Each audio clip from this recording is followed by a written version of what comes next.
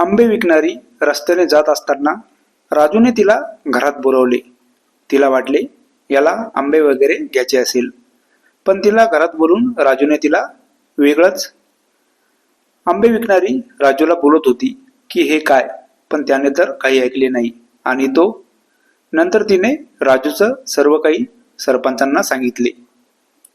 राजू एक असा मुलगा होता की त्याला तर नको त्या सवयी होत्या. खूप साऱ्या वाईट सवयी त्याला होत्या. तो तर कधी कोणत्या बाईची छेड काढेल सांगता येत नव्हतं. त्याच्यापासून तर कोणीही सावध राहत होतं. कोणतीही बाई त्याला बोलत नसे आणि त्याच्यापासून दूरच राहत. राजू तर असं एकटं एकटं कंटाळला होता. एकदा बाहेरगावची एक बाई आंबे विकत होती. ती जेव्हा रस्त्याने जात होती तेव्हा राजूने तिला आवाज दिला. तिला बघून राजूचे मन बिघडले होते. आंबे विकणारी तिथे आली. राजू तर तिचा हात धरून तिला घरात.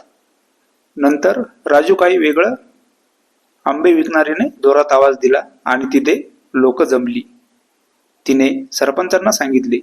राजूला खूप मोठी सजा देण्यात आली.